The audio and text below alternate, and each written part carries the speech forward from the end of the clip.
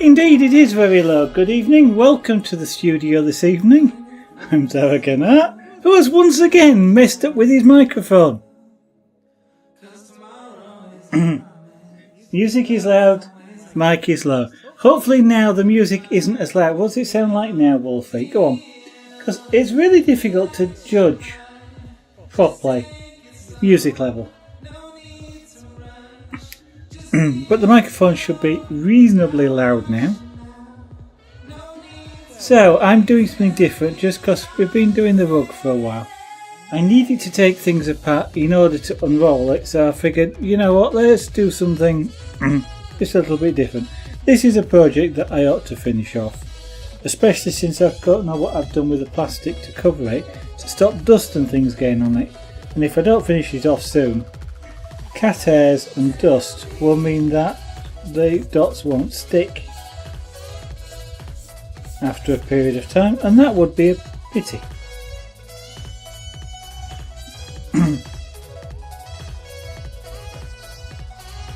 So if you wanted to, anybody that's watching, if you were here and wanted to be here on Saturday, my apologies.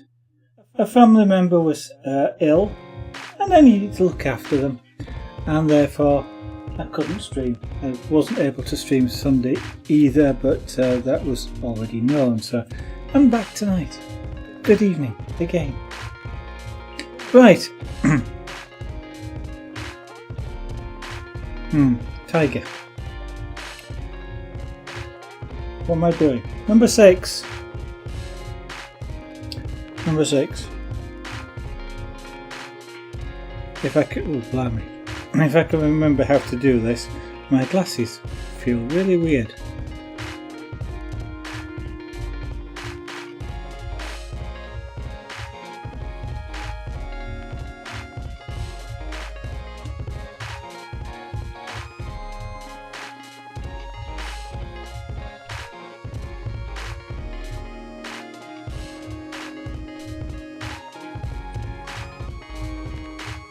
You always get my tweets the next day.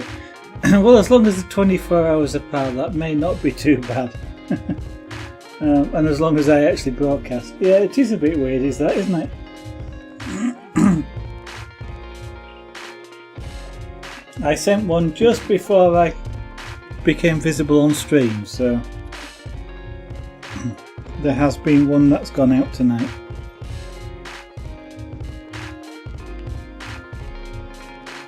So as usual this weekend, apart from somebody being sick, ill, which meant that I didn't quite get done anything I intended getting done, I actually didn't in the end do anything I intended to do.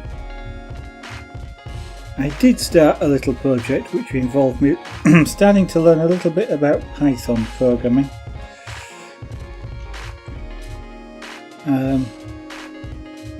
Which I probably won't remember once I've done what the project is that I am doing. I have this. I often learn different computing languages, or rather I don't learn different computing languages. I learn enough to do what it is that I need to do and make sure the compiler, the interpreter is happy, and then I move on to something else. And I suspect that's what's going to happen with this project. But everybody these days seems to be programming in Python, so I figured it was time I did something that way.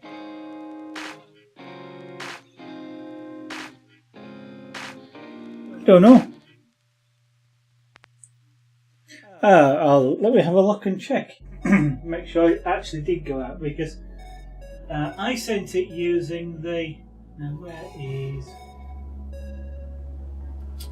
I sent it using...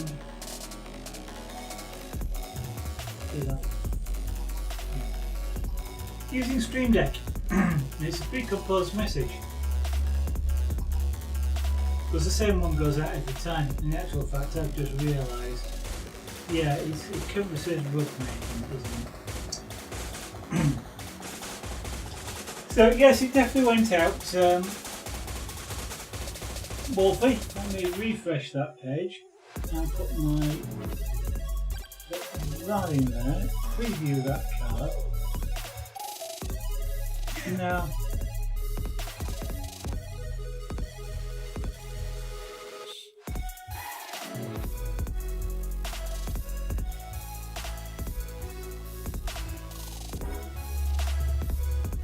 it's still... Twitter is bad.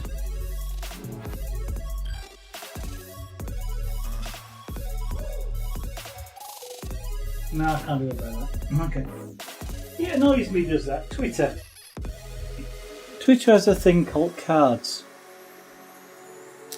which if you look at the tweet, if you were able to look at the tweet which I just sent out, because I've got my URL on there, it's Aragon, twitch.com/AragonArt. It goes and retrieves something called a card, which it then puts with the tweet, and that can be advertising whatever, and that's all very well and good, but it caches it, which means it uses the same one for an absolute age. And of course tonight I'm not doing rug making, so anybody who gets the tweet gets completely the wrong message about what it is I'm doing, because I'm not doing rugs. And I mean, it wasn't so long ago it said I was doing carving, which I hadn't done for quite some time, and it's really annoying. There is a website, the Twitter website, you can go on, because if you want to, you can develop these cards for yourself. You can put this code into your website so that when you use the URL, Twitter will advertise your website. It can be quite long as well, and because you obviously want to develop it to see what it looks like and get the formatting right, etc. This web page allows you to see what Twitter would actually put out without you actually tweeting things, so you don't annoy your followers with spurious messages that are just there so you can see what this card looks like. It is also supposed to clear the cache, because obviously if you're doing development work and changing things, you want the cache to be refreshed. You don't want to see the thing that you changed 10 minutes ago. It doesn't seem to be working. Certainly, my stream title coming out of Twitch has changed. So I don't know if it's either Twitch or Twitter, but one of them is causing Twitter not to show the latest card, which is really irritating. But there's nothing I can do about it.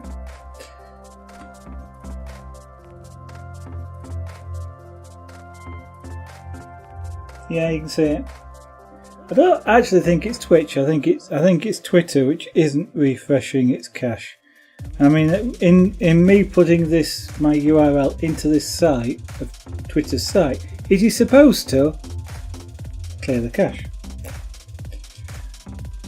So it should have come up with diamond painting, but it didn't.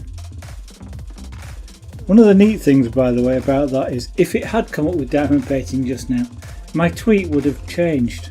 So if you'd have gone back to look at it, it would have changed to the new card, but it didn't do that. So if anybody comes in looking for me stabbing something with a needle, yeah, they're about 36 hours out of date.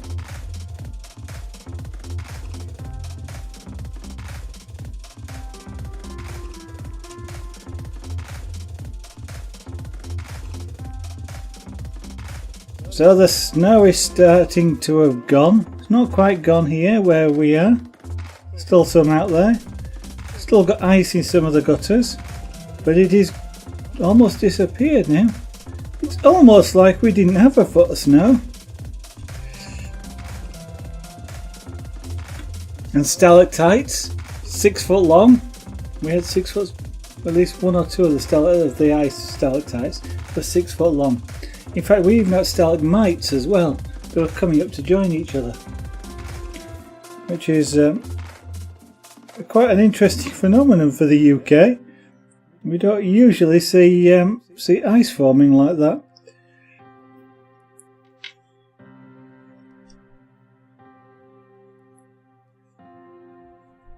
And yes, and all the gutters were completely useless because they were completely full of ice.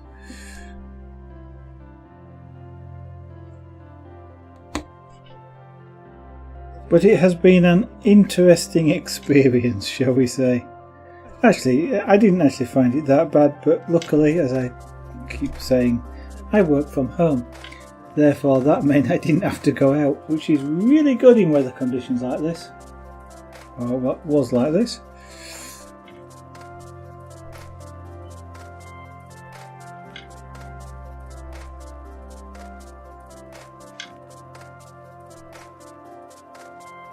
Also, it was really lucky the day just before it started we'd gone out shopping and got a load of food in, because otherwise we had I won't say absolutely none, but the freezer was empty, the fridge was empty, the cupboards were almost empty unless you wanted to eat soup for 2 weeks.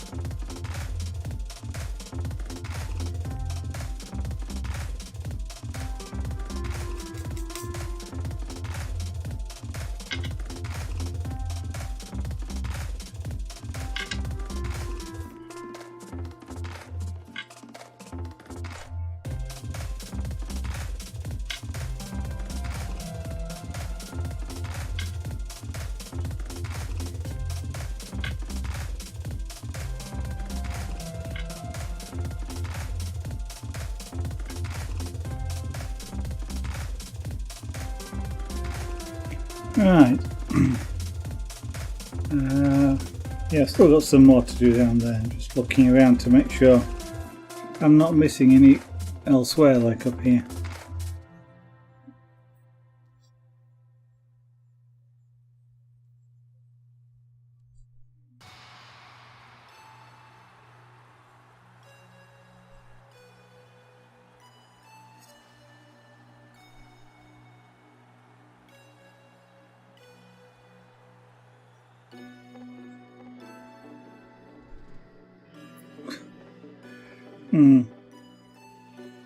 Just laughing at myself there for my inability to put one of these things quite in the right place. Never mind. It's not difficult to hit a small square, but apparently it is.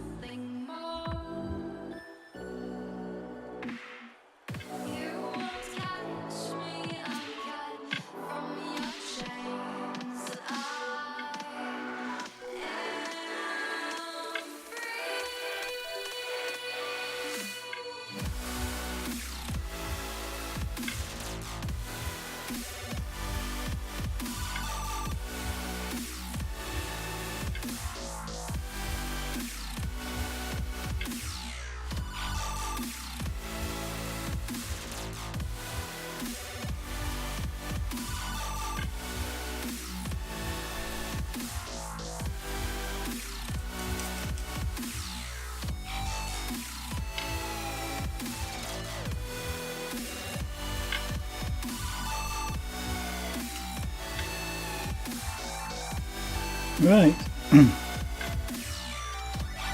So if anybody has no idea what diamond painting is, and I don't really like the name, to be honest, because it's not. It has very little to do with diamonds, and it's very little to do with painting. But this is kind of what it gets. This gets called. I think the name comes from a commercial product which is called Diamond Dots, this is a copy, shall we say, a clone. But the diamond bait refers to two things. These little plastic dots that are in this tray, and I'm putting down on here. The top, it's a dome shape, but the top is faceted like a diamond. And like a diamond, it sparkles. So just to illustrate the point, if I just move this, you can see some of the ones that are already on here sparkling. Okay, there's only about a third of the picture covered at the moment.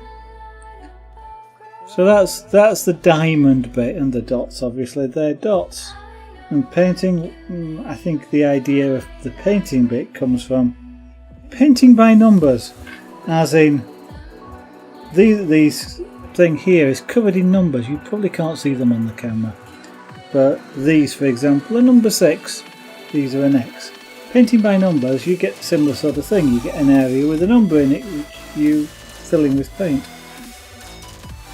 Personally, I think it's got more similarity to cross stitch, because they're squares with colours on them and letters, and that tells you where to do the coloured stitching. But yeah, whatever.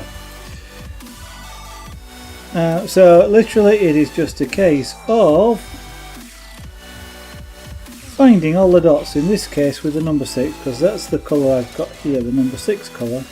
They came up with this tool which they magically stick to, and putting them down in the right numbered square.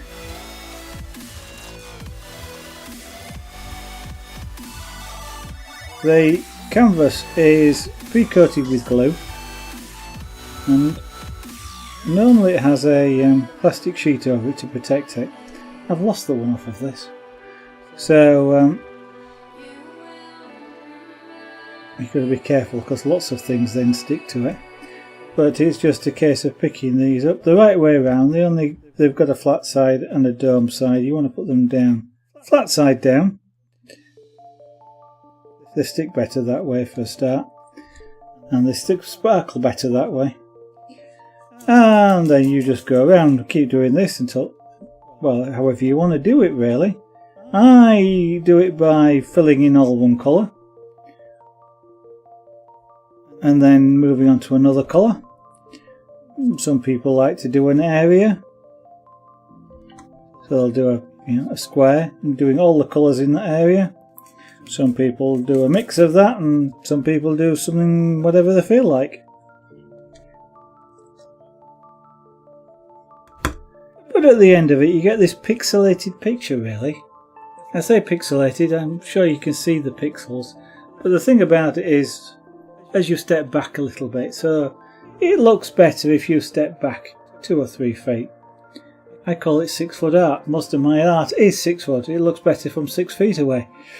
But some of it looks better if you turn your back on it, but that's a different thing altogether. But once you step back far enough, you lose the slight pixelation. It's like a poster, but it's a long way, relatively long way away. It all merges in, you don't see the pixelation anymore, and you get a really sparkly nice picture.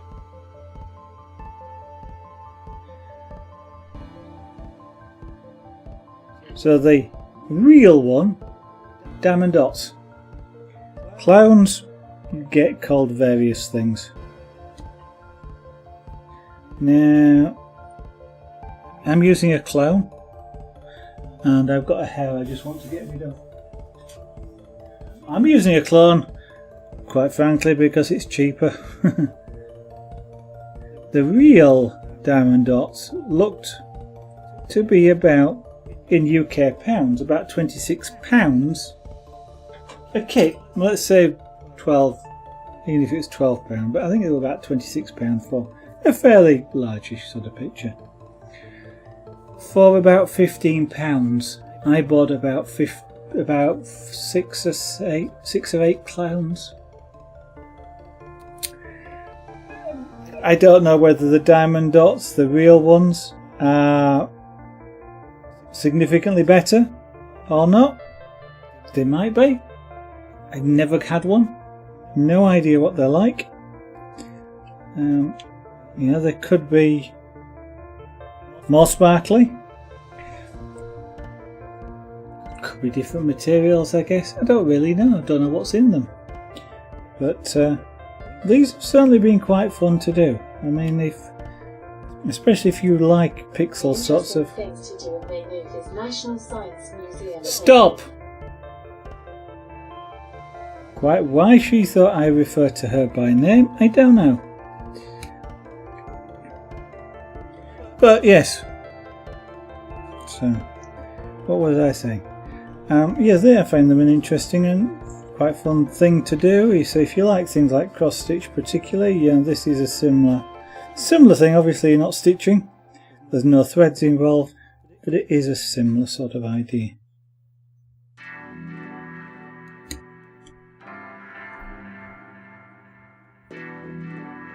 I certainly would describe this though as a craft, not an art.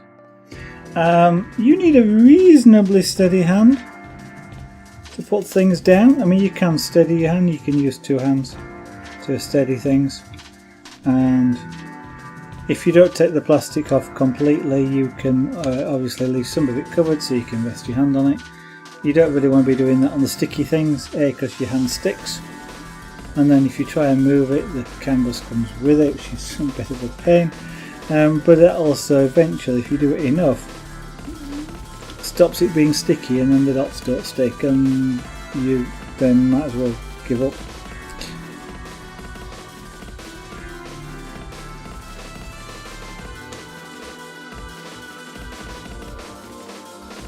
Yes, it's not a bad thing for children to do. I wouldn't give it to too young children, or certainly not without supervision, I guess. These are tiny dots. They get thrown, they get everywhere. I have tipped one of these on the floor twice. I still find the odd one, and the floor has been vacuumed quite a few times. They sort of just seem to find their way up.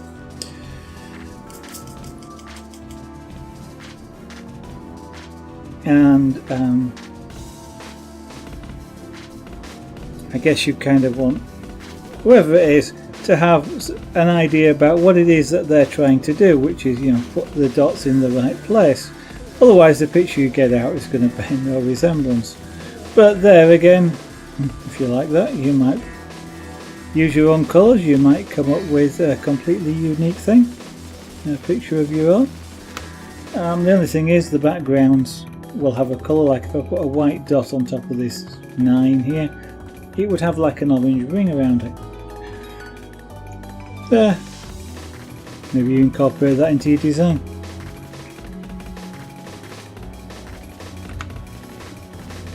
I haven't ever seen yet any sort of raw kits where you could go buy some colours and buy something which is just plain but with sticky on it, and then buy a set of colours that you're after to do your own design. It would kind of be cool if that was available, because then you could do more or less anything you want it to do. It would be quite easy. There's quite a few programs, especially the cross stitch programs, which you could use to create a pattern and be able to do a picture of anything you liked, including photographs. As I say, I haven't seen any raw dots available.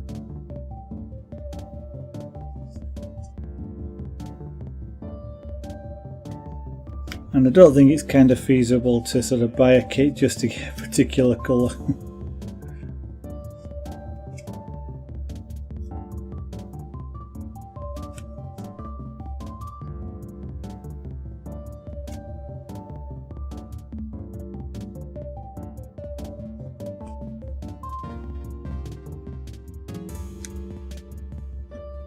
Kind of want to make sure they have gone down flat, otherwise they may just decide they're not going to stay stuck. If you do put one in the wrong place, you can lift them off. You probably need something like a sharpish sort of knife or something similar to get underneath and prise it up. It is possible. Wouldn't want to do it lots of times, but if you have got one in the wrong place, it can be. You can get them out if you need to. Although, like if I just put that one there and it was meant to be one square around for me, I probably wouldn't bother. If I've put a black one in there and and it looks silly, well, maybe that's when I'd do something about it. Okay, so some more there. I'm just going to have a couple of drinks. First this fizzy stuff that I've got here, and then some tea.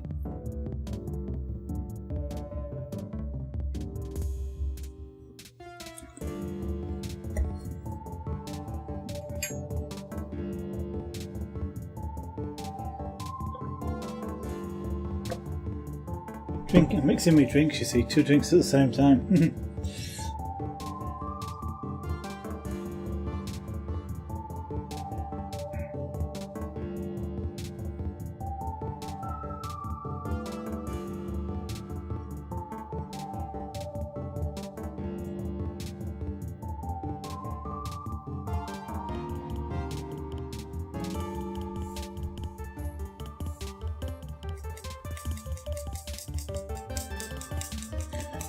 Tapping here is just to cause them to jump a little and turn over, so that I can pick them up on the right side for them to go down flat on the canvas. And it is canvas, by the way. It might be plastic canvas, but it is a canvas. It's probably like a nylon material, but it's woven like a canvas and then coated.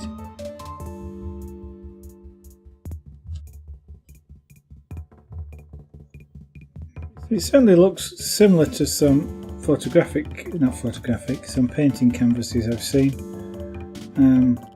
So I don't know if they make those out of synthetic materials these days as well.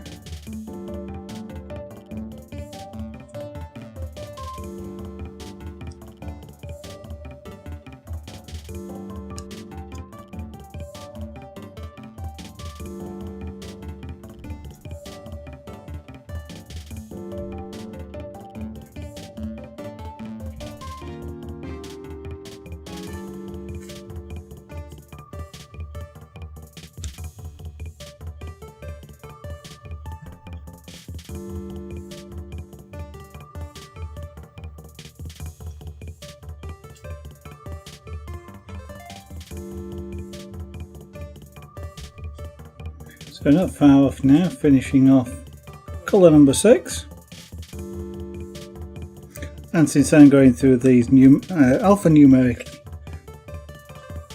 colour number 7 will be the next one. Again, do them in any order you like. I just happen to be doing it that way because I'm starting it. The colours come in little packets that are all joined together in one big long string. A bit like sweetie things. If you ever remember, you used to get sweets in strips like this, and he says I can't actually find the strip, but that was sort of in strips all joined together. Maybe lollipops, I can't quite remember.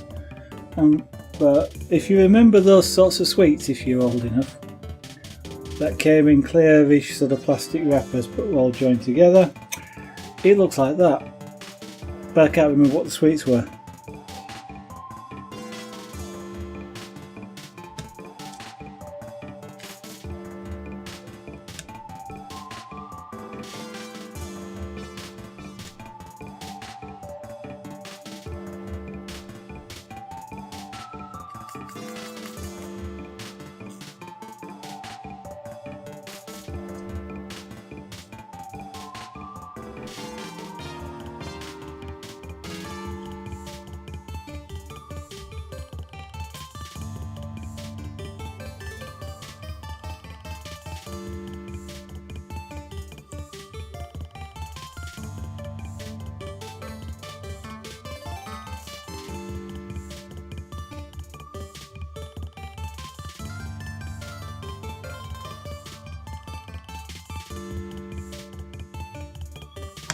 Sometimes I find English funny, or the way English is get used. Okay, this is probably a translation from whatever language the originators of this particular product were. Actually, it's not bad. It's reasonably good English, but the odd things tickle my brain. Like it says here, DIY production instructions. Do it yourself. Production instructions. Sounds reasonable, but the fact that they had to put DIY suggests that there's a professional version of this where you don't have to do this. The odd use of words just tickles my brain sometimes like that. It's like the feral gibberer when I was carving and doing that in pyrography. The fact that somebody had to say the gibberer was feral suggested there's domesticated versions like feral cats and domestic cats. Just two different versions. If there was only one, I mean, you don't really go around sort of saying feral cows or feral tiger. You say tigers or cows. There's sort of just the one type. So it's like DIY production suggests there's a professional production, or maybe there's a semi-amateur one. Besides, maybe there's a someone do it for you version. I don't know. Weird things. Language is interesting. When you start doing things like that, what some words sometimes imply. And the thought probably never crossed the author's mind whatsoever. It's just my mind thinking sideways sometimes.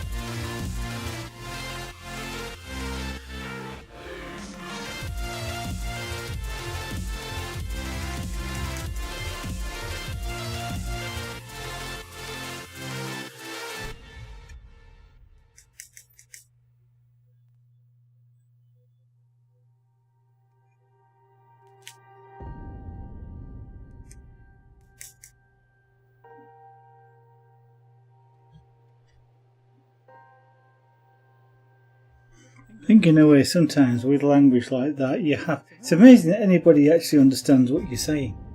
So I was just thinking of another one there, things like stage door, which is normally the door where people go in to go backstage. It's like actors and performers and staff members and stagehands and people that go in that door. But literally, stage door is a door for the stage.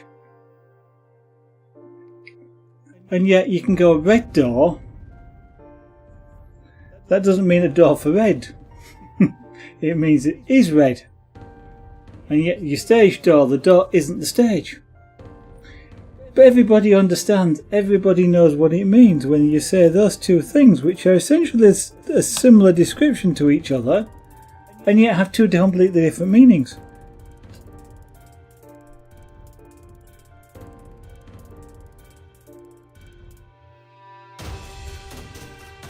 So that's the number, whatever it was. 6. I was looking to see if I could see any more, then I'd be able to see what the number was, because I couldn't remember it, and I have actually found some up here, number 6.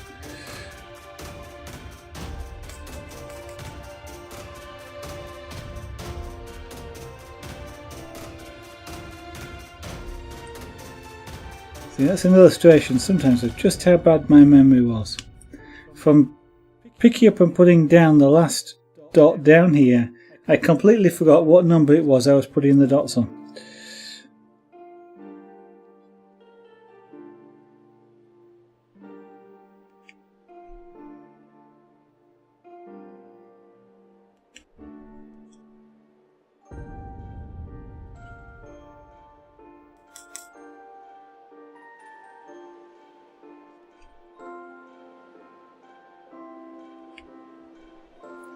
Right, so can I see any more number 6 on here? Because if there aren't, I'm going to throw these last ones away. Well, I've still got a few more in the packet in case I need any more, but I'm not going to bother trying putting these back in. I am very slowly getting over that. I see another one there.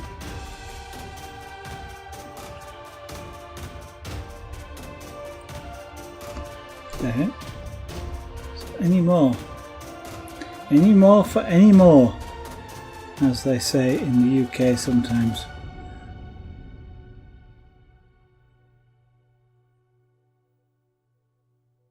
It's not always clear what the more is that the any are after, but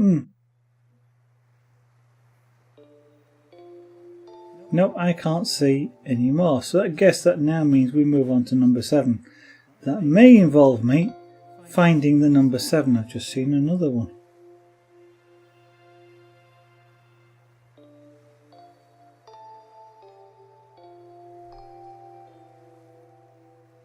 They hide. I'm sure it's like Harry Potter, you know, when nobody's looking, they sort of shuffle other things about and slot themselves in.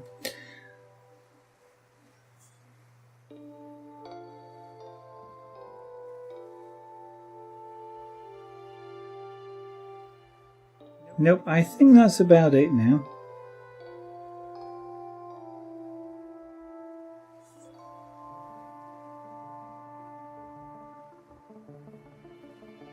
Okay, we shall throw these away and look for the number 7 package.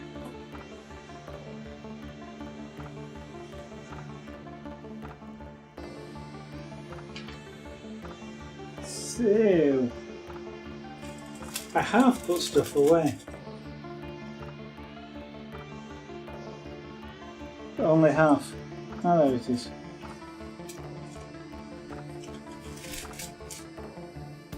So half putting stuff away did not include putting these dots away. So this is what I mean by coming in a strip of packs. So I'm sure there were sweets that came a bit like that, and used to go, I'll have sort of 3 of them that tear 3 off the strip. I can't remember what it was though.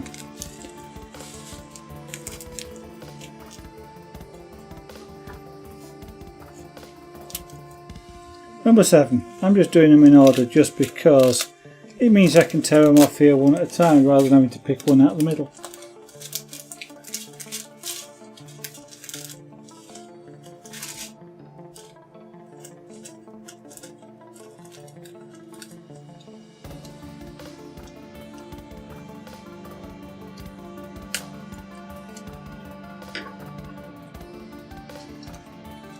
To 8 already.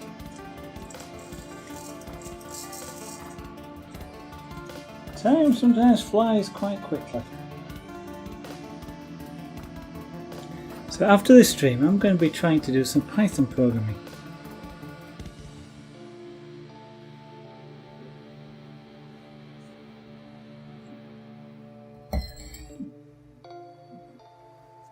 I'm trying to download a file from a remote website and read it as I'm downloading it, because I don't want to store it, I just want bits of information out of it. So I'm trying to do that in Python. It's supposed to be really easy, and it's not as easy as it seems.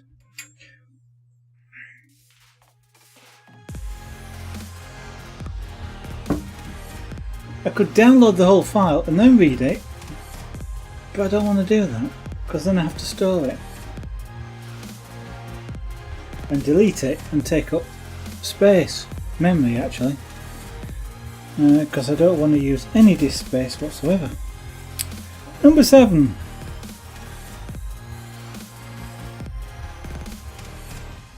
So if there's anybody on the stream that knows in Python how to download files and decode them and read them on the fly as you're doing it, please say hello. I've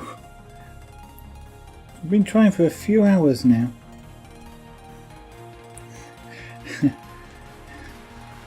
It's a good job. I'm not actually able to edit and run the programs that fast, otherwise I'd probably get flagged just trying to do a denial of service attack. I keep trying it that many times. They must really wonder who's really got a faulty PC, or if they looked at the logs, that is, or alternatively just what somebody wants with umpteen copies of the same file.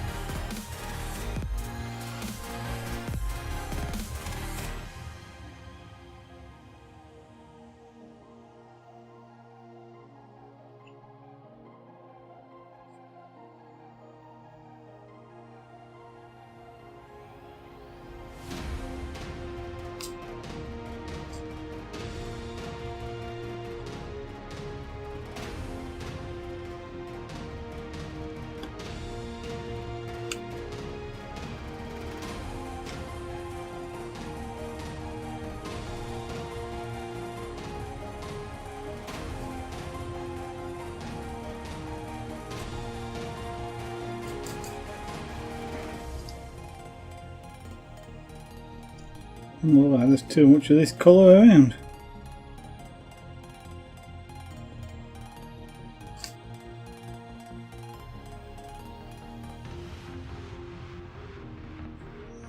Right. What does go in this end is like wax. I assume it is wax actually, which I guess sort of makes it very slightly tacky, so that the dots sort of stick to it, but when you put it down, this glue is stronger, so the glue is, grabs the dot and the wax lets go of it. So every so often you can put more wax in there. See, what I'm just about to do, if I can find the little wax pad.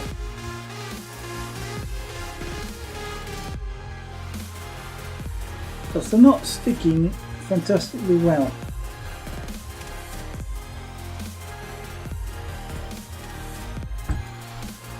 Just not sure where the little wax pad is. Well, there's one. Oh, there it is.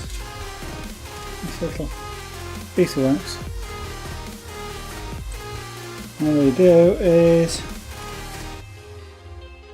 yeah, got plastic on one side, so like a cookie cutter. Dig it in, twist it about, and pull it out.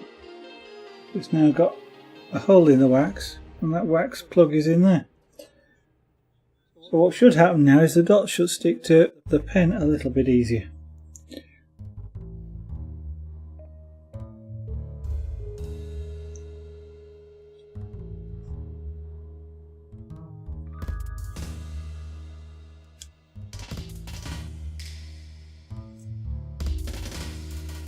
I think sort of static electricity gets involved in this as well, because after a while the wax must sort of be pushed out of the way,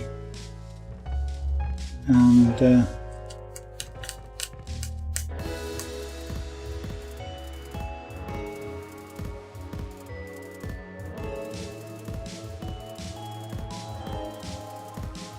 no longer sort of be very sticky. Probably why they give you so much of it. You're meant to sort of replace it more often than I do, or add more to it.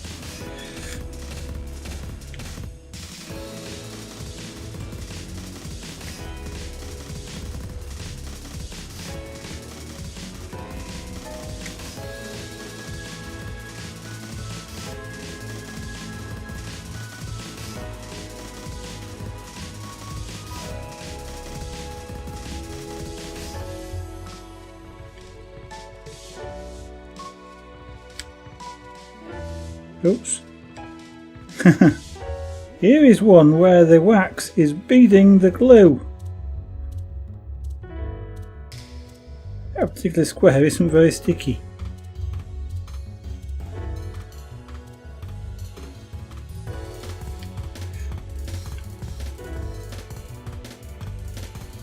Yeah, sometimes these sorts of things almost jump up onto the pen, so it must be static electricity must be involved in it as well.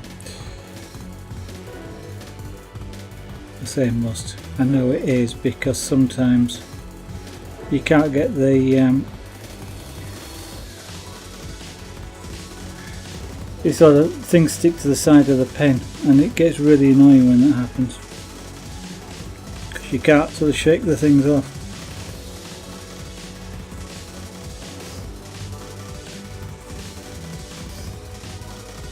Okay, so I don't know if this is because it's been uncovered for a while, but the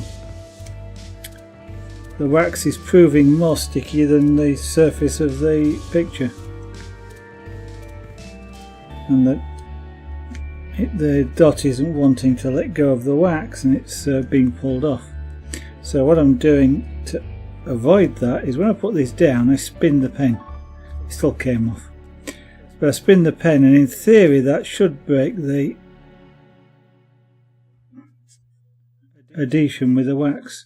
I think actually what's happening is it's breaking the adhesion with the page. So there, tip for you, don't lose your plastic, put it back on when you've done a session. That way you might not have the same problem I'm having there with the glue apparently sort of drying out, I suppose.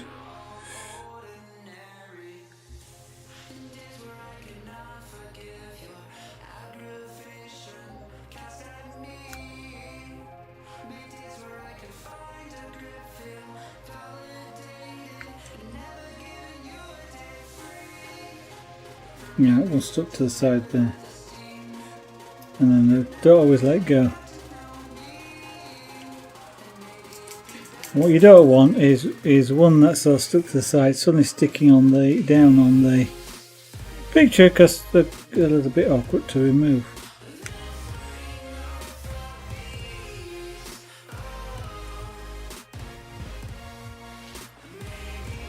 Scalpel does work really quite well for that, because you can get underneath the dot.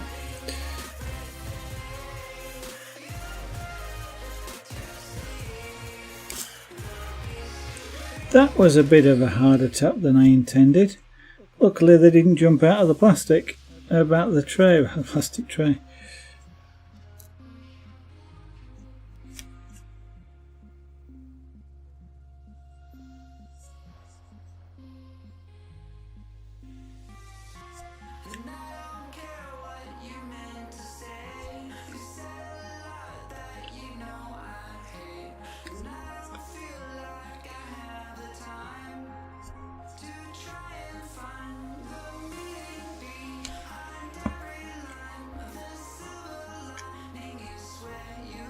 Close enough. If you do pull them down slightly wrong, you can sometimes just push them very slightly to get them in the right position. Other times it just sticks too hard to move them, so it is worth trying to get them right before you put it down.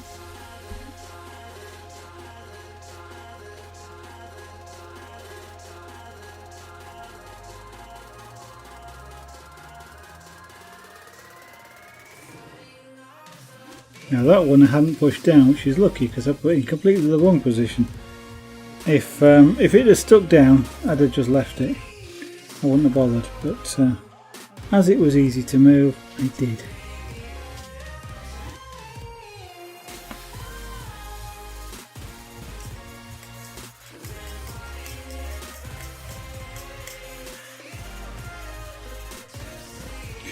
You end up doing, when you tap it like that, the idea of course is to make them jump to turn over.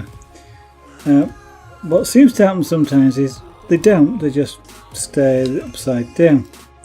So you tap it a bit harder and they stay upside down. And you tap it a bit harder and they stay upside down. And you tap it a bit harder and they all jump out and go all over the place. That's usually what happens. Right, that's the number 7 on there. Next we play the game, Hunt the number 7. See if there's any more. Otherwise we're on to the number 8.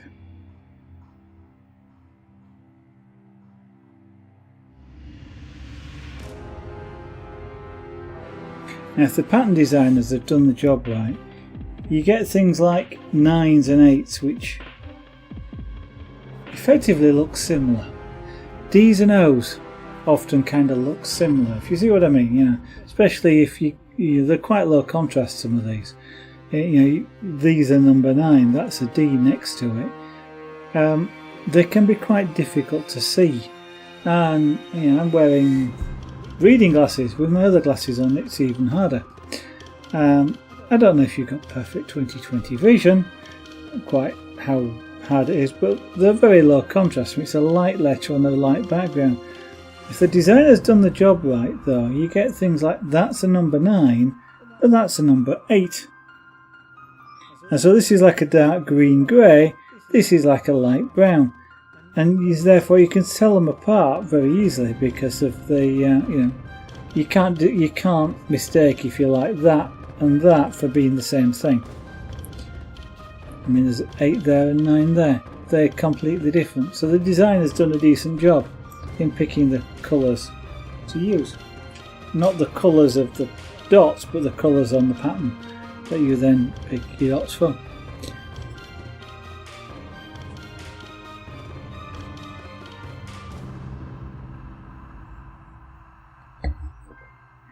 So I don't need any more of those, so I can throw them away.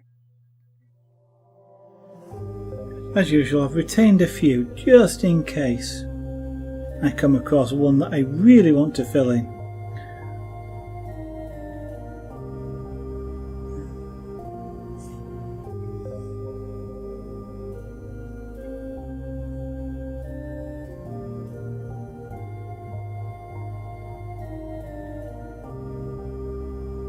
Sometimes the dot doesn't actually go down, especially when you put it next to another one. You sometimes sort of catch it on the edge and it's sat up slightly, so from time to time, especially when you've got more on, it's a good idea just to go around and just sort of press things down. If you've got the plastic sheet, you can put it on and just press them all down, but doing some of these odd ones around here would be a bit difficult. I'd start jamming my finger onto the glue, which I don't want to do.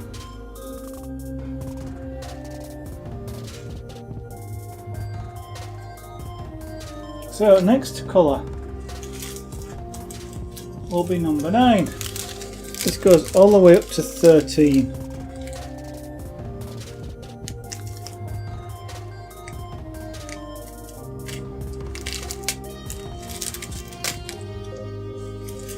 If I was superstitious, which I'm not really, then I might not want to do colour 13.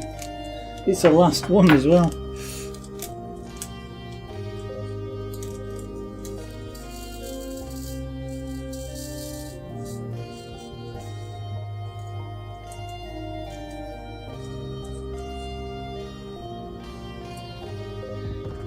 I often wonder where superstitions sort of come from. Got a really nice pinky coloured one there. It's not used at all on this. It was just loose in the in one of the bags. So we'll throw that away. Yeah, what it is about superstitions.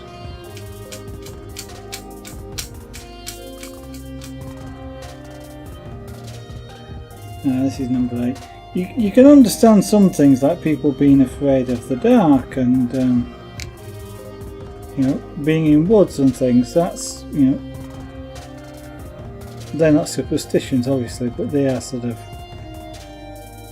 I don't know, I was about to say sort of, they're not exactly irrational fears, but because of course you can understand where that came from. You at one time predators or people of up to no good would be in these places, come out and attack you, whether it was a bear or something.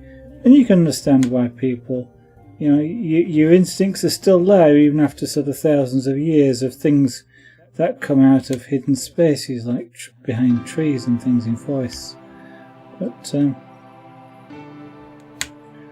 it's kind of like, how do superstitions get started?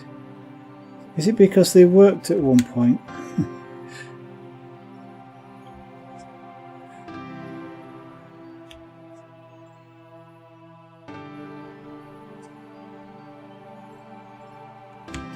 That's where you get sort of these sort of ancient astronaut theories from and things, as well as some of these things like, I don't know, knocking on wood to get out of danger, and I've just made that up, maybe occurred once in the past because an ancient astronaut knocked on wood and then got beamed up because it was a signal. But that's kind of being completely fanciful. But it's the ancient astronaut sort of theory sort of comes into that. But it's all sorts of weird things. And it's kind of like, how did that get started?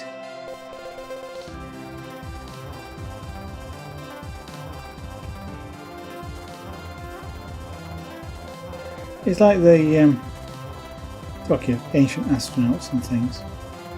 Things like the Aztecs,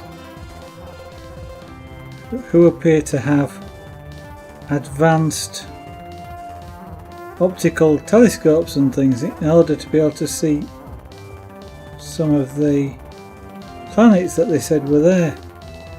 Or I can't remember half the stories, but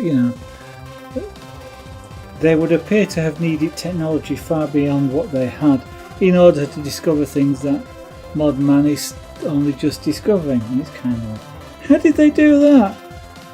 And of course, actually one of the simplest explanations of that is an alien visited the planet and showed them. That's kind of the simplest explanation for something like that sometimes.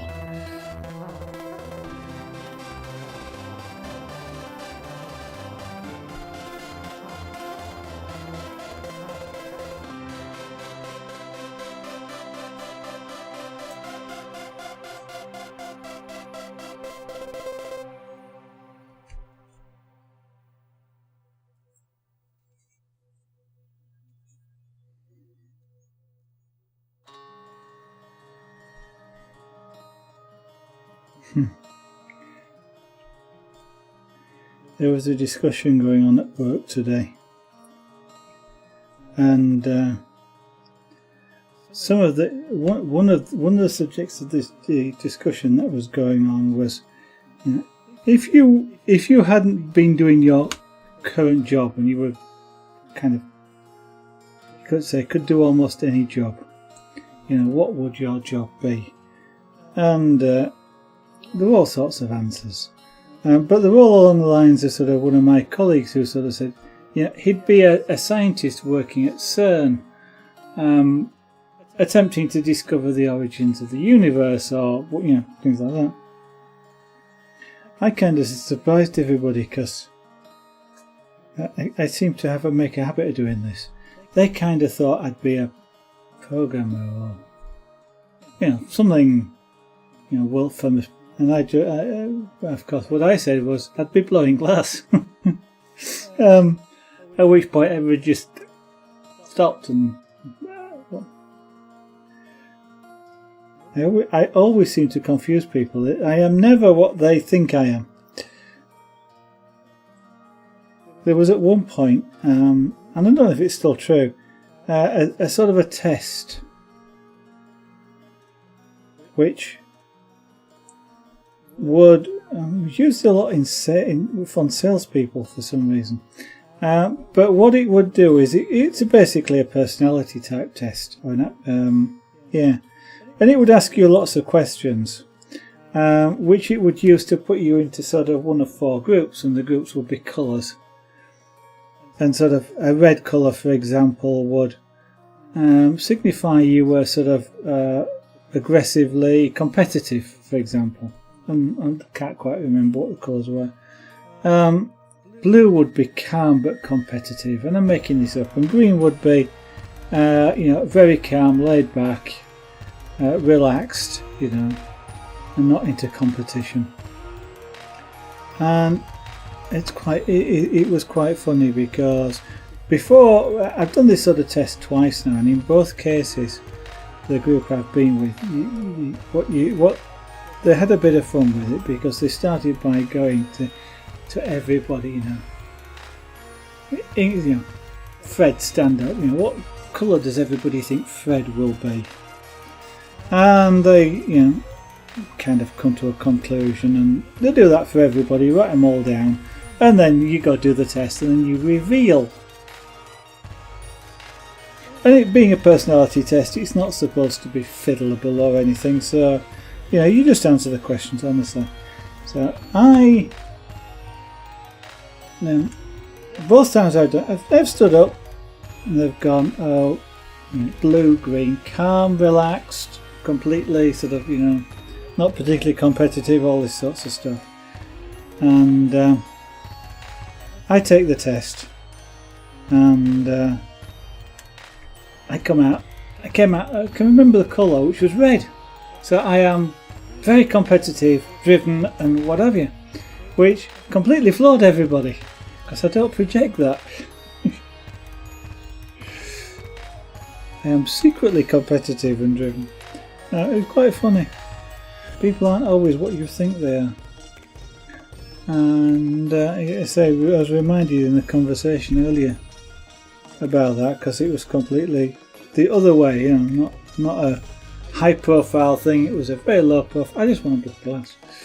I don't actually know if I want to blow glass, but I presume that if I had this choice, in a future life, I'd be good enough at it to want to do it.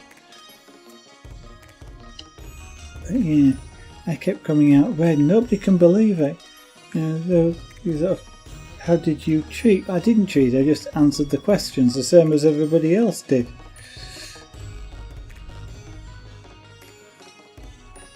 Just because I don't go around sort of being overtly competitive doesn't mean I'm not. Actually, in some ways it probably points to the fact that the tests were flawed more than anything else, because if I had competitive people are often very tenacious about something. They're driven to go for the result, and they want to beat everybody else.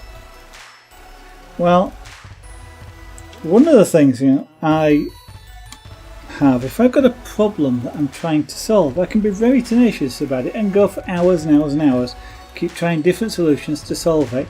And I'm competing against me giving up. I'm competing against somebody.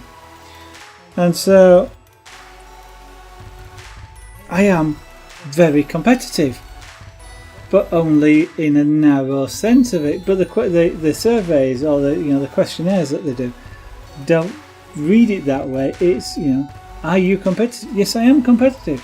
Or they don't actually ask you straight out like that. But it's if you were in this situation, what would you do? I keep going until I got whatever, because it becomes like a challenge.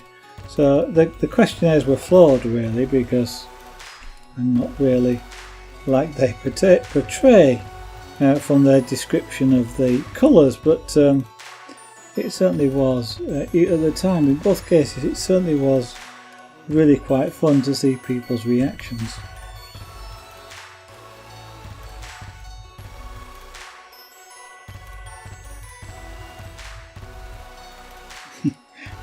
It's actually like there was another one which I used to work in sales, so I went to quite a few of these sales teams type events.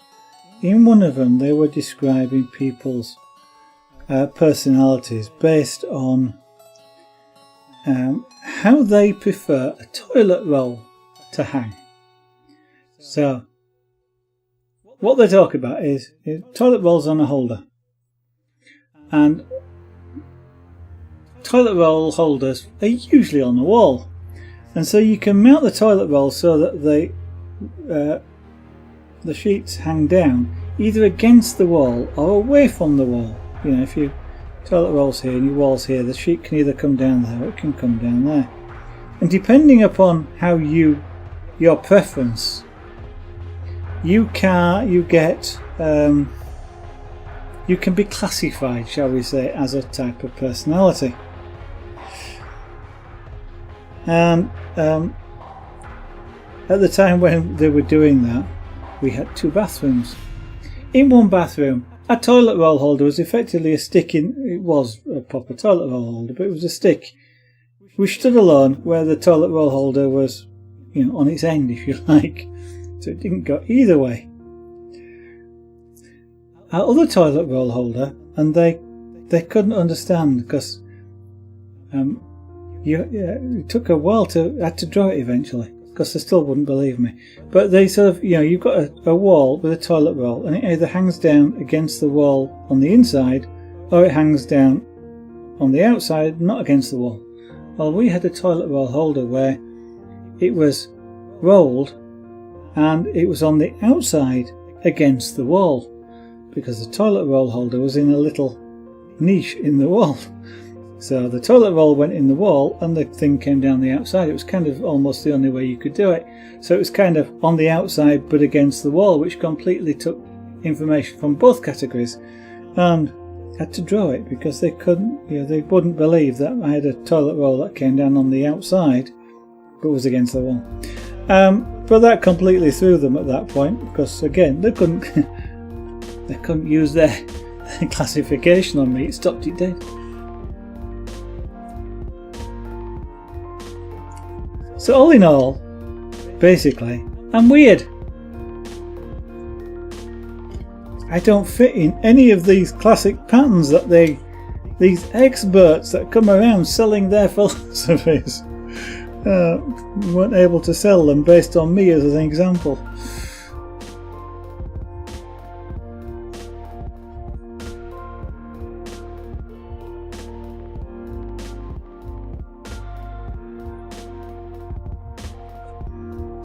Actually, those sales conferences was the first time I came across somebody who had cereal for breakfast, but didn't put milk on it. They put orange juice on it. Still can't really. I've never tried it myself, but they said about they use orange juice on like cornflakes and things like that.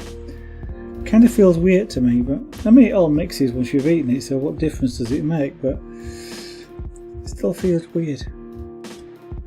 Salespeople, you see, completely different to other people.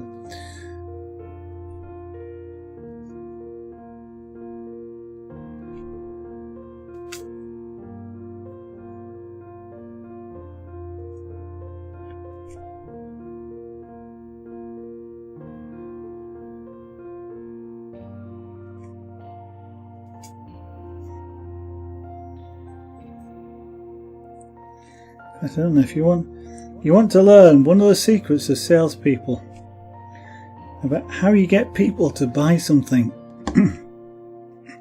One of the big secrets, how do you get somebody to buy something, is you ask them to buy it.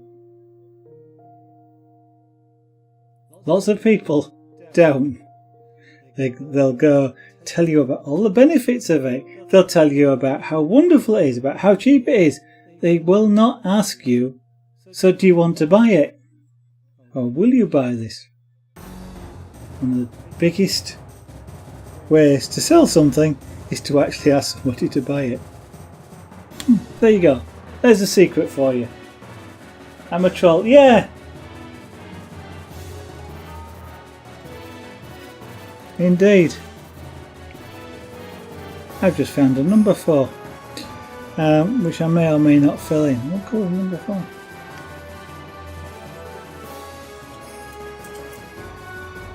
That's a grey. I might do.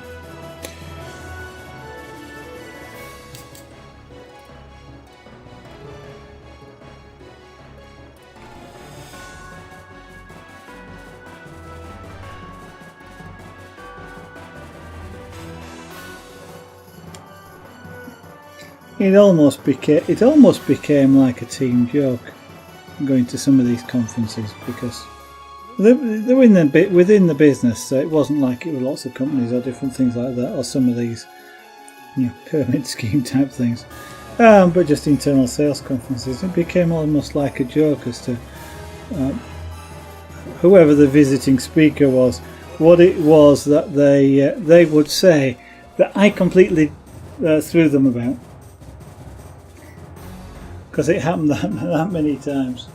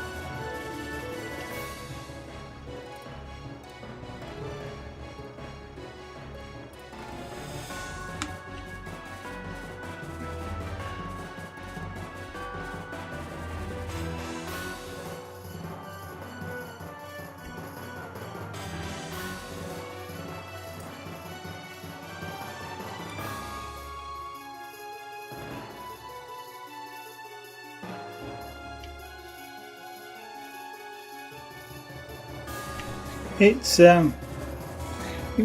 was actually quite an interesting time working in sales, and some of the training courses and things, like that presentation one, which I always mention, because I don't know if I've recounted the story.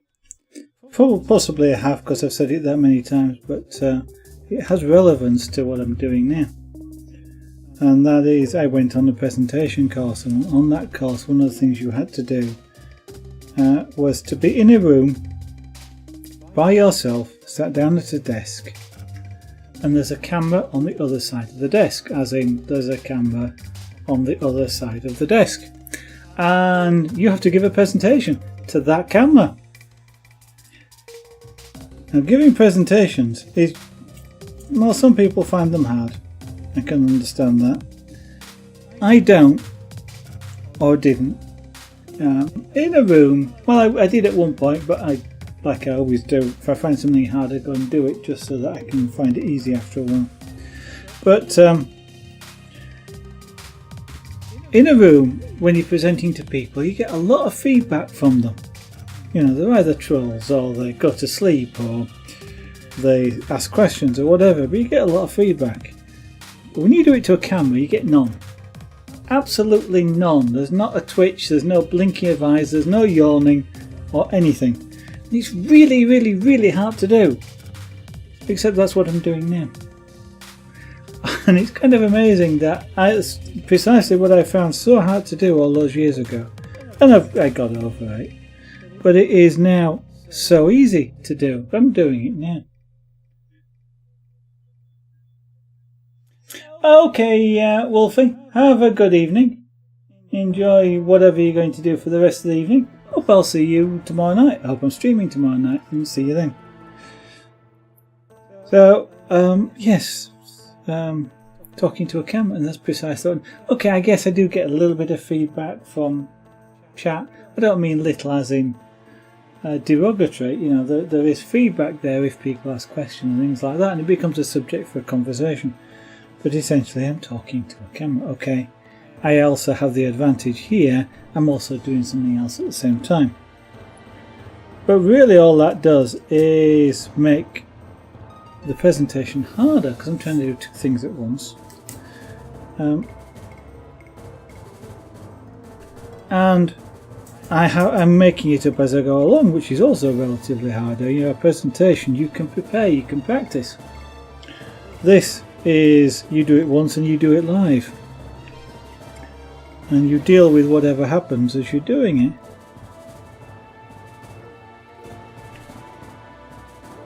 But the other thing which I was originally going to go on to, one of the training courses was quite good, because what it was about conversational steering. And the bloke that was doing the teaching was exceptional. You literally could give him any subject, or any two subjects, and you could start talking to him about the first subject, and within about 3 minutes he completely changed the conversation to talking about the second subject. Didn't matter how you tried to stop it, it happened. It was quite amazing. And that was the subject of the training course. Because when you're in sales, you want to keep the subject often on what it is you're trying to sell, or around that sort of area. And when people start talking about their dogs and cats and things, as it happens frequently, and as a salesperson, you are interested in that sort of thing because you need to establish that rapport. And if it's a long-term sales relationship, you want to be able to say happy birthday to somebody, how's your children, these sorts of things. It's all about personalisation. But you also, when necessary, want to keep the conversation on the subject. And so learning things like how to do that was quite interesting, about how you can steer a subject into any area that you want. And I mean, you can literally go from dolls' houses to quantum physics. And it's done in small steps, but within a couple of minutes you can completely change the subject. And you can do it not only person to person, you can do it in a whole group.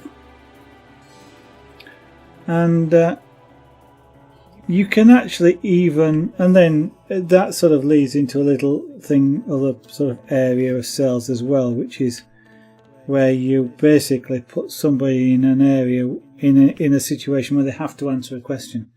And usually that question is associated with buying. So sort of, you can get quite subtle as well. So I mean, one of the examples is if you get like in a showroom where there's, I don't know, they're selling refrigerators. So you're talking to somebody about it. One of the things you might do is sort of, you start saying, well, where would you put it in your house? Because at that point you get people imagining what it would look like, where it would go. They're starting to make that decision to buy it, because they're already imagining it where they want it to go, and it's sort of it's kind of like they're already predisposed. They've kind of bought it in their own minds. And then you might ask a few questions like that, but then you sort of go, when do you want it delivered? Don't say do you want to buy it, because quite often actually that, I know I said earlier about people don't actually ask if you want to buy it, but there's more than one way of asking. And so saying when do you want it delivered is one way of asking do you want to buy it, because you're not using the B word, which puts a lot of people off. Oh, I want to go and think about it. Is when do you want it delivered? We can deliver it in the morning or an afternoon. Which would you prefer? And by saying it that way, you're kind of forcing them into saying morning or afternoon. It's a lot harder for somebody to go, actually, I don't want you to deliver it because I don't want to buy it. So, it's a higher pressure selling technique. I won't say it's high pressure, but it is a higher pressure selling technique. And so somebody's likely to go morning or after. Say, okay, let's go to the desk and make out the paperwork. And they've agreed to buy it without actually you asking them explicitly, using the B word.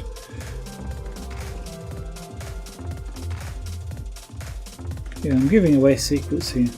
So if you're in a shop and you're not sure about buying something, and somebody starts saying, where do you think you'd want it? How will it look in your house? Where would you put it in your house? And where what day do you want it delivered on? Don't be afraid to, if they're using a technique on you, don't be afraid to say, I do not want to buy this just yet.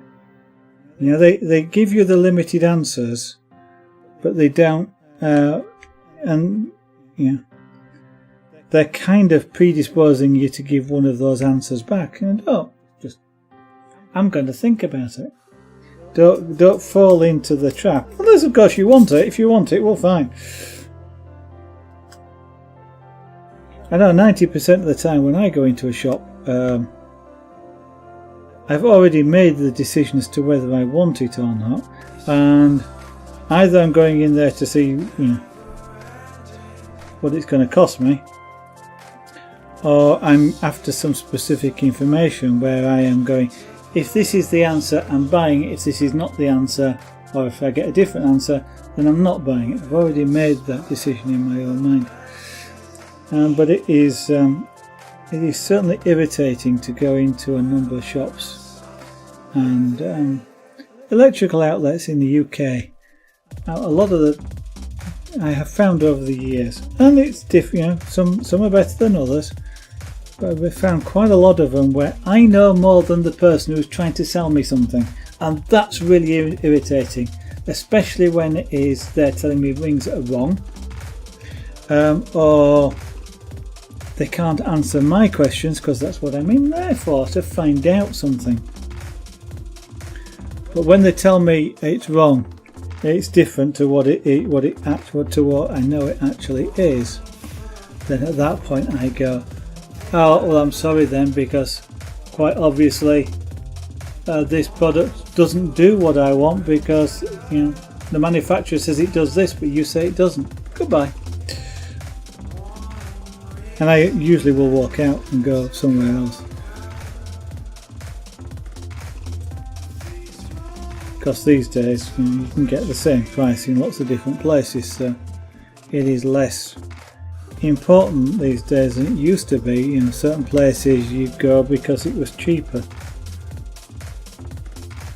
but it's kind of like if somebody's telling you the wrong thing about a particular product, what else is it that they're telling you wrong about?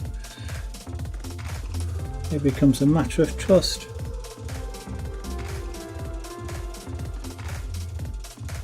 And losing trust as a salesperson is really bad. Because a lot of salespeople will not say, I don't know. You ask them a question, they'll give you an answer even if they have to make it up. A lot of them won't actually say, I don't know. Let me go find out. But for a lot of people, that's really impressive. If somebody a salesman says, I don't know, but I'll go find out, or try and find out, then that is a lot more impressive. I know I've done that a number of times, and I was selling things a lot more expensive than fridges and things, but I've had sort of a lot of feedback from customers, and my boss has had a lot of feedback from my customers that have sort of said, they were really impressed because and why they bought was because, not because I knew the answer, but because I said I didn't know the answer. I didn't try to fob them off with an answer. I went and found out, or came back and said, I'm sorry, I can't find out. How much does that matter? Being honest with them. So there you go. Whether that's the same in high street shops, I'm not sure. I've never sold things in high street shops.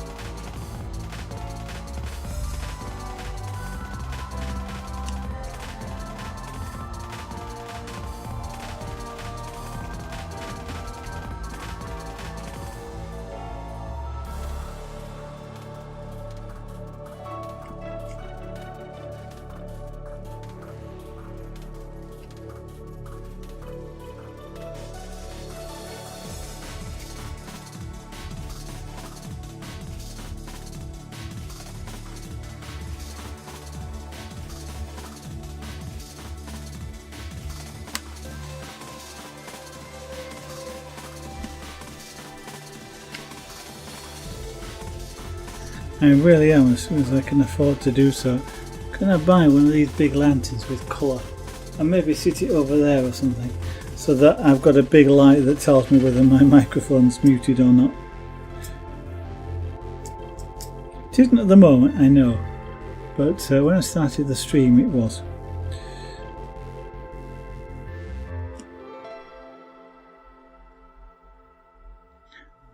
I know I got confused, messed it up because I was changing things around a little bit, like putting this easel on the desk and it half covers up the keypad and stuff like that, so I was distracted.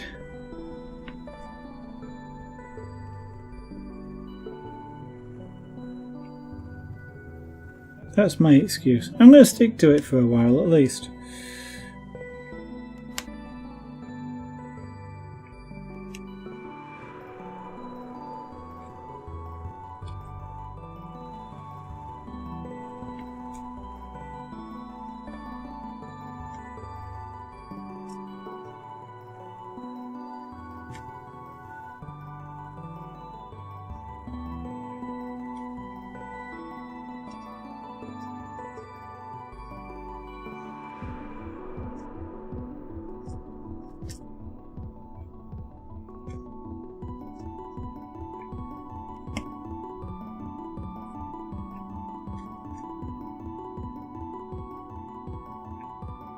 I thought there wasn't a right lot of this left, but I've suddenly seen there's quite a bit more over there on the left. That's what happens with this sometimes. You look through it and think I'm done, and then you go, oops, nope, I've missed a couple of hundred dots.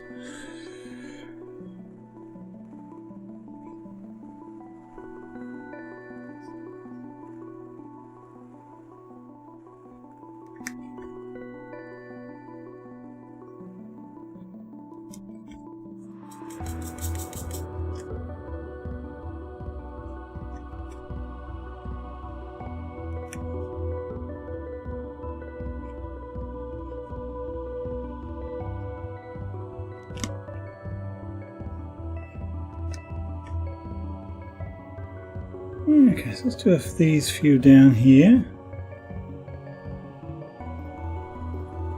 before I move back up.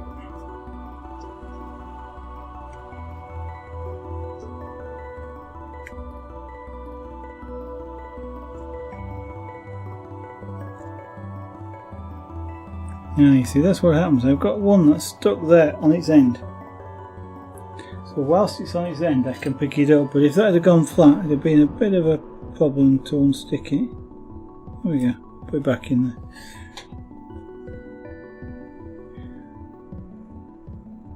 So you kind of want to be sure that you've only picked one up whenever you do that sort of thing. Oops, I've just seen some more down there.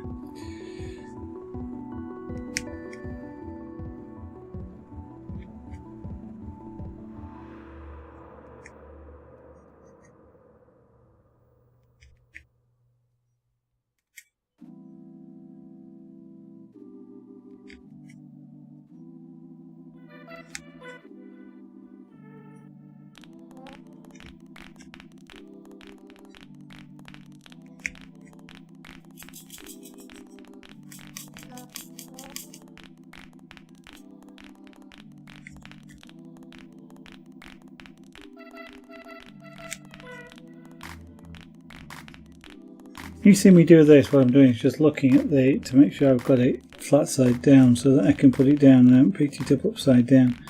Sometimes when they're in the tray you can't always tell, because what looks like to be the shiny side is the bottom. So they kind of only, so when you see any of the shiny sparkles you see in there, it's probably the bottom, not the diamond tops. But when on the picture it's the diamond tops that sparkle. I won't say the bottom sparkle because you don't know. You don't put them on upside down. Or you try your best not to. Happens occasionally, but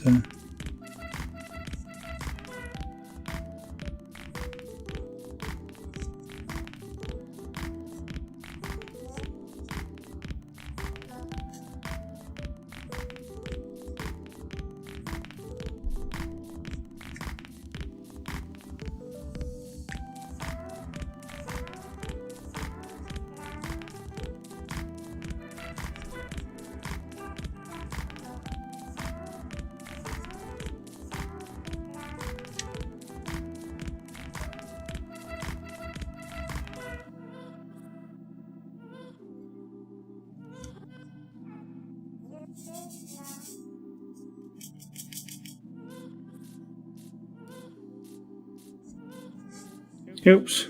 It also helps if you actually have a dot on the end of your tool before you try and put it down. You get a lot further doing it that way.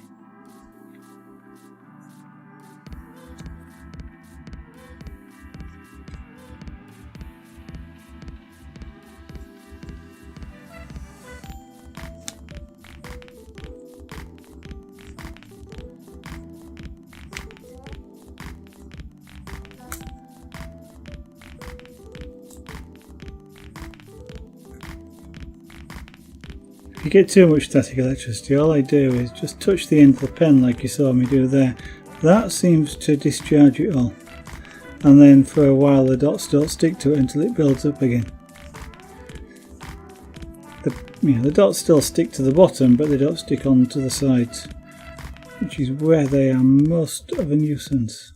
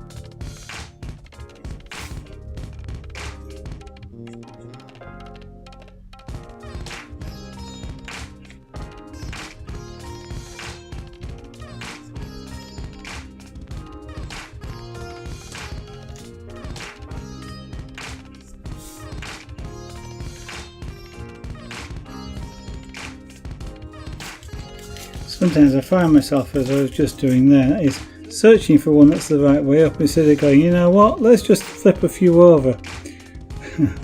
It's not easy. I'm sort of searching around and kind of find, why bother? Why not just flip some more? You do tend to forget sometimes. You get sort of stuck into a pattern of, oh, I must find one that's the right way up for some reason. That one's broken. That one, is it broken?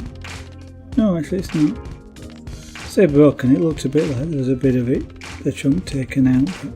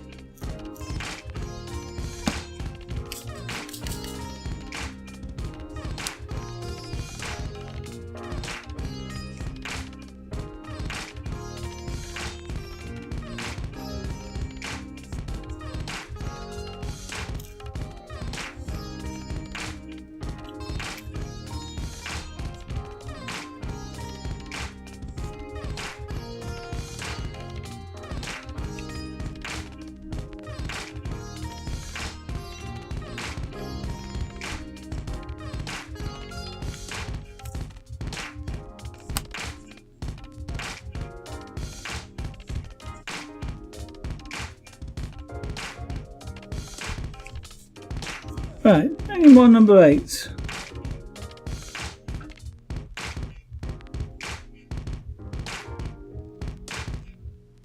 And number 9's over here.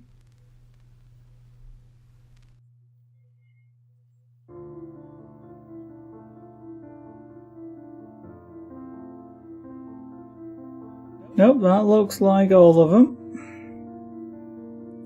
So the next number will be number 9. But I'm not going to get number 9 out now. What I'm going to do is say that's it for tonight. rather than get the number 9 out, what I'll do is I'll save that until tomorrow. I think we'll do some more of this tomorrow, just for a change, before we go back to doing the rug.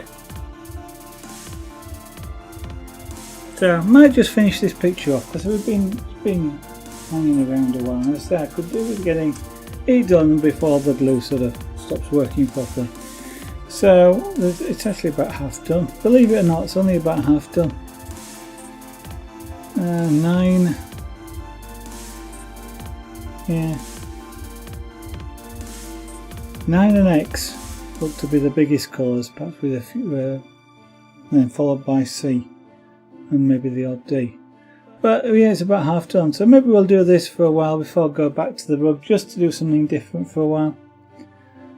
I do have the patience to carry on doing the rug day after day, but it will take quite a while, and this just gives it a pleasant change. So I think what we'll do is do this again tomorrow.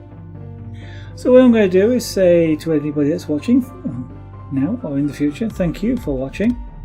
Hope you enjoyed it. If you'd like to see this or any of the earlier videos, Twitch obviously has a small library of a couple of weeks, so you can look back over a couple of weeks if you'd like to see any further back than that, and see any of well, at least 5 to 7, 8 different crafts that I do on stream. Then you can check them out on YouTube, youtube.com/SaragonArt. If you'd like to, please follow me on Twitter, twitter.com/SaragonArt. That way you'll get to know when I go live, and if I can't, I do tweet as well, which is it's a little bit difficult sometimes to do here on with a channel update, for example. But please follow me here as well. Push that button at the top so that you do get notification if you're here on Twitch. Helps out the channel as well. Talking about helping out the channel. The 2 buttons also to the right there do help out the channel with materials like kits, like wool for rugs, needles, camera, all the stuff for streaming stuff. This is a hobby, so I do have to sort of keep it within bounds. So any help is appreciated, and it goes towards us being able to do more stuff. And talking of that also, if you'd like to get more than just the enjoyment of watching what's going on, some of the jewellery which is done on stream is available to purchase. So things like this, well, not that one, that design, but not that one because that's sterling silver and I can't sell you sterling silver. But in anodized aluminium, which is what that is. So these are 2 examples are available from the shop. SaragonArt.etsy.com. Take a look. I think some really nice, beautiful bracelets there, and beadwork as well. So with that, what I'm going to do is say thank you very much for watching. Hope I'll see you on the next stream, which should be tomorrow evening from approximately 7 PM UK time. That's GMT at the moment. Maybe delayed a little bit if I have had to work late, but if it is delayed significantly, look out for notification on Twitter. I will generally tweet if I'm going to be significantly late. Otherwise, as soon after 7 PM as I can. Hope to see you on that stream. Bye for now.